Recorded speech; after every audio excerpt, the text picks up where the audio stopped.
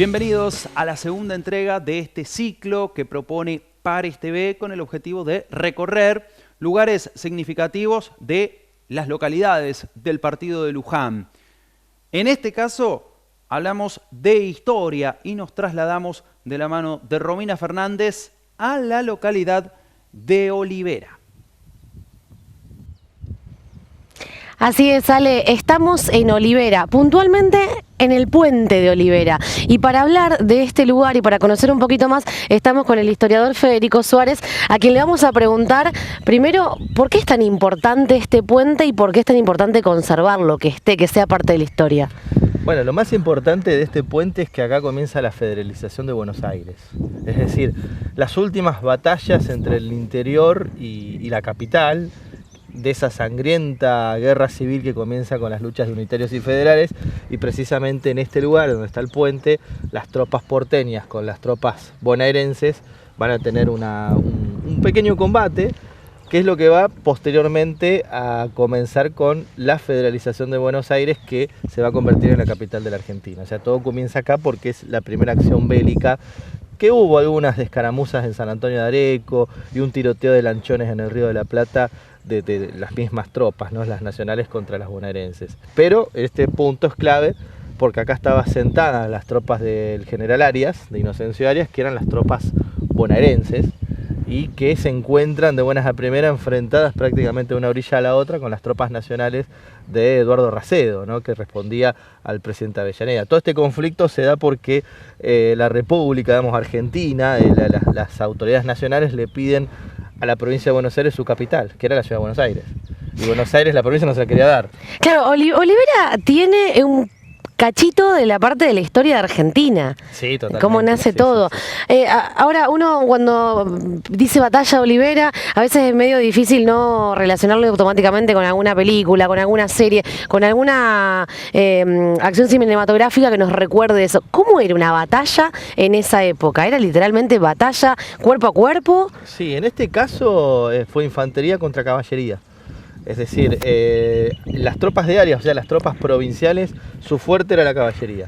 Ahora, las tropas de Eduardo Racedo, que eran las nacionales, que si bien vienen a caballo, cuando llegan a este punto están cansados. Pero imagínense esas metrallas Krupp, esas que gira una manivela y hace unos disparos en secuencia. Bueno, de ese tipo de batalla se dio acá. Algunos discuten si está bien decir batalla de Olivera o combate de Olivera o fue una escaramuza. Lo concreto que acá se encuentran 10.000 hombres del general Arias contra 4.000 de Racedo. O sea que fue una batalla bastante dispar porque son muchas tropas, no todos combaten al mismo tiempo, porque combate la vanguardia y la retaguardia de uno y de otro, y Arias se logra escapar, deja el campo de batalla. Es decir, se van en tren, se van de acá a la estación del tren y el ferrocarril después suben a las locomotoras y a los convoys, e incluso la caballería de Racedo, o sea, las tropas nacionales persiguen un tramo a las provinciales sobre lo que es la calle Monseñor de Andrea, pero tenían los caballos cansados y deciden volverse. O sea que fue un combate que duró no mucho tiempo. En el parte de guerra igualmente dice que arranca a las 9 de la mañana y termina a las 5 de la tarde, pero los partes de guerra siempre son bastante exagerados. El tema es que sí, que de una orilla a la otra se encuentran esas tropas y es un tiroteo bastante fuerte, incluso con fallecidos. Claro, ¿y por qué en este lugar? ¿Por qué se da acá? Y se da acá porque es un lugar emblemático. Racedo lo que está intentando es cortar que Arias, como jefe de las tropas provinciales, siga reclutando gente de los campos. Y sobre todo que no llegue a Mercedes, porque si llegaba a Mercedes ahí se iba a copar el regimiento y que iba a tener obviamente una fuerza más importante de las tropas de Arias. Entonces Racedo sale al encuentro, tiene la información de que la oficialidad estaba en la estación de Olivera, cortando campos, se acerca acá, y bueno, el 17 de junio de 1880 tienen ese combate, ese primer combate, esa primera acción bélica, que después va a terminar todo en Puente Alsina, ¿no? Ya con el triunfo de las tropas nacionales. Pero si vos decías recién, se puede hacer una serie tranquilamente de 3 temporadas con este suceso, porque es lo que comienza a definir la formación del país que tenemos hoy. La generación del 80 se pone mucho hincapié en formar el Estado Nacional y el Estado Nacional tenía que tener un asentamiento de las autoridades nacionales. No teníamos capital federal. Claro. Porque la ciudad de Buenos Aires era capital de la provincia. Y obviamente el gobernador Tejedor, cuando Avellaneda, por una ley nacional, le pide la cesión de la capital a la provincia, Tejedor no quiere saber nada. Entonces se forma una revolución con mucho énfasis de los bonaerenses, ¿no? De no querer largar su ciudad emblema, porque efectivamente perdías todo el poderío económico. Y ahí aparece La Plata, ¿no? Ahí se funda La Plata posteriormente a esto. Por eso Olivera es tan importante en esto, ¿no? Porque parte de esa funcionalidad o esa finalidad de tener un Estado nacional es producto de estos combates. Y uno de esos primeros combates se da acá, en este puente. Por eso es importante preservarlo. Porque de una orilla a la otra, las tropas nacionales y las provinciales se están tiroteando. Incluso en algunos de los pilares del puente se pueden ver algunas marcas de metralla, se puede ver algunas marcas de lo que fue balas de cañón. Por ejemplo, en las paredes, esos puntos que se ven sobre los ladrillos muy finitos, eso aparentemente fue de las metrallas Krupp, estas que yo les decía, ¿no? Que hacen tiros a repetición con una manivela y que era una fuerza de poder importante. Es decir, las tropas nacionales están mucho más equipadas que las bonaerenses. A tal punto que es el ejército que había combatido en la guerra del Paraguay y que había combatido también en la campaña del desierto. O sea que es un ejército súper profesionalizado, contrariamente a las tropas del general Arias, que si bien tenía más efectivos, era policía rural, eran vaquianos, vienen haciendo leva. Entonces por ahí la gran diferencia, a pesar del número, se dio en que enfrente tenías al ejército nacional, que incluso que es el que había combatido a los caudillos del interior también. Claro, eso terminan siendo documentos históricos, son marcas de ese momento. Claro, in situ. Que las hay en muchos lugares históricos de la Argentina. Incluso algunos los inventan, te ponen balas de cañón en iglesias y dicen que fueron las invasiones inglesas ahí, no lo fueron, pero en varios de los lugares patrimoniales que tienen que ver con la historia nuestra están esas marcas, y esas marcas vienen de esa batalla de 1880. Este puente igual es muy rara la historia, ahora que esto no comunicaba ningún camino, este puente originario, sino que es un regalo de Sarmiento a la familia Olivera. Ah, no se usaba como puente, no era porque el camino estaba más retirado e incluso hasta unos metros más allá actualmente, unos 20, 30 metros donde estamos, 50 metros. Pero es un regalo de Sarmiento a la familia Olivera. Entonces la familia Olivera lo pone como un adorno dentro de su estancia, de sus campos. Regalo particular, un puente. Sí, a ver si te regala un puente. Le regalan un puente. Encima un puente que que tiene la tecnología de construcción de la Torre Eiffel, con esas B cortas invertidas, ¿no? Lo que tiene que ver con los dos parantes. Y bueno, respondiéndote a la pregunta, sí, varias veces se lo quiso sacar, se lo quiso ubicar en otro lado, o directamente destruirlo, en el sentido que es un tapón para lo que se decía, que podía ser un tapón para las inundaciones. Hoy efectivamente sabemos que no es un tapón y que está declarado monumento histórico municipal. Claro, está preservado ya desde ese momento. Ya desde la Municipalidad de Luján. No se puede incluso demoler. yo participé en el proyecto de lo que era la preservación del lugar, porque se sabe geológicamente que no ocupa ningún espacio complicado cuando el río crece y que es un lugar histórico, por todo lo que veníamos charlando y desarrollando. Claro, además, ya más allá del contenido histórico, es parte de la identidad Olivera. Los propios vecinos lo salieron a defender cuando se quería sacar. Sí, por supuesto. Le da identidad más allá de la historia propia que tiene, porque vos decís Olivera, y bueno, los orígenes son por la familia Olivera, que se asientan en su estancia en las Acacias, por la estación de trenes, pero al mismo tiempo por esta batalla. Y esta batalla es por este puente. A veces uno se puede imaginar, hoy estamos de una orilla a la otra, no hay nada prácticamente, y de repente el 17 de junio se encuentran dos ejércitos enfrentados unos con otros, y que terminan una batalla que después es cinematográfica, porque el grueso de Arias se retira de este lugar y se escapan en el tren, y que los van tiroteando las tropas nacionales. E incluso cuando llegan a Luján rompen algunas máquinas para seguir, y cuando llegan a Ramos Mejía desarman completamente el tren, y ahí sí termina después ya con combates mucho más masivos en Puerta Encina y Barracas, Parque Patricios también, que define la suerte para las tropas nacionales. ¿Y por qué regalar un puente? ¿Como una cuestión arquitectónica, como algo destacado por la estructura? Mirá, seguramente es caballerosidad y estructura. Caballerosidad porque pensemos que Olivera es uno de los fundadores de la Sociedad Rural Argentina. Y que toda la generación del 80, incluido Sarmiento como presidente, logran hacer vínculos tan fuertes que prácticamente la economía de la Argentina se va a basar por los trabajos ganaderos, sobre la exportación de carne y los trabajos agrícolas. Entonces Olivera es uno de los grandes terratenientes. E incluso los Olivera en la época de Rosas estuvieron confiscados. Y claro, cuando aparece la generación del 80 de cada Rosas, hay una sociedad muy importante entre todas estas personas, a tal punto que, bueno, Olivera es el primer presidente de la Sociedad Rural Argentina, o sea que no es poca cosa. Y que mucho de la economía del país, al momento que Sarmiento es presidente, nosotros estamos en guerra con el Paraguay. O sea que la plata nos sobraba, y la plata que vos tenías que en cierta manera manejar se volcaba mucho a la guerra.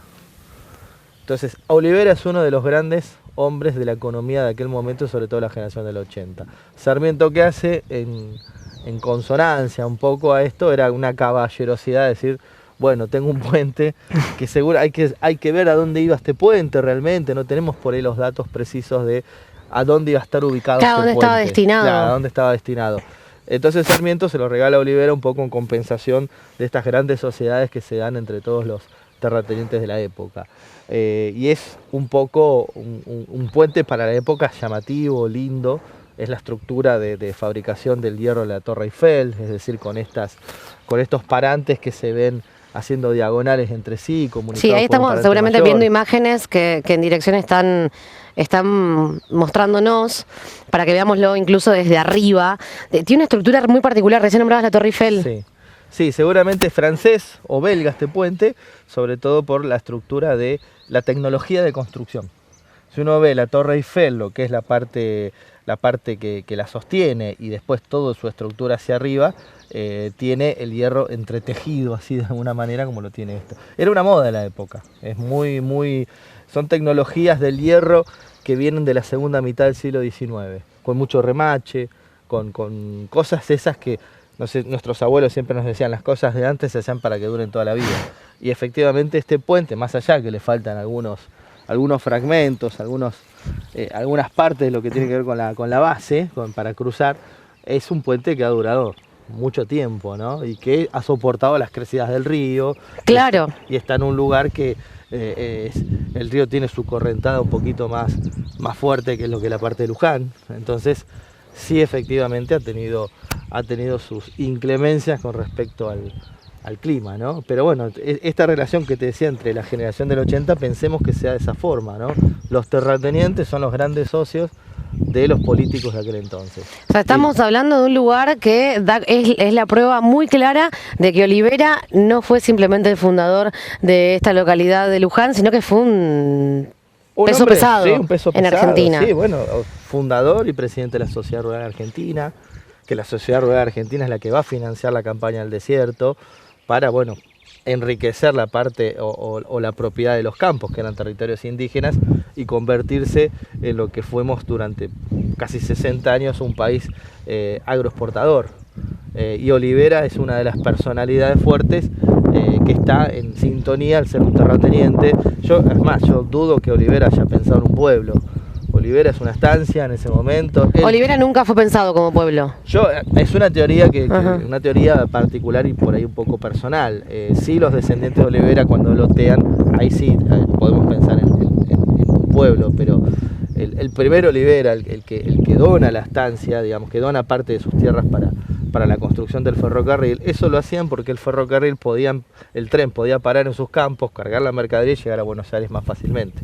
Y a muy bajo costo con respecto a otros transportes y mucho más seguros. Estábamos viendo que hay inscripciones, bueno, 1926, sí, 1921. ¿Y esto qué es? ¿Vecinos que venían? Sí, seguramente grafitis de la época, le podemos decir. De todas las épocas, que es del 2005, por ejemplo, del año 49. Seguramente este es un lugar para el vecino de Olivera de venir a pescar, a hacerse un asadito y dejar su marca en el lugar. Pero sí es muy llamativo ver muchas inscripciones que tienen muchos años, incluso acá hay una del 26. Sí, sí. Esta de 1926. Claro, y algunos nombres. Sí, bien grabados, ¿no? Cuántas historias de amor capaz también en este lugar, ¿no? De personas que se han conocido y que dejaron la huella como se suele hacer. Ahora se pone un candadito, ¿no? En los puentes, ¿no? Se pone un candado sobre los tejidos y que eso viene a simbolizar también el amor de la pareja. Y bueno, ahora acá se pone. Claro, directamente tallado con algo filoso. En el ladrillo. Y también el ladrillo tiene la marca, el sello de la construcción. De la fábrica de ladrillos. La fábrica de ladrillos, que si no me equivoco eso venían de Buenos Aires, pero era de una firma inglesa. ¿Y esto te puede identificar de qué año es que Buenos Aires está escrito con Y?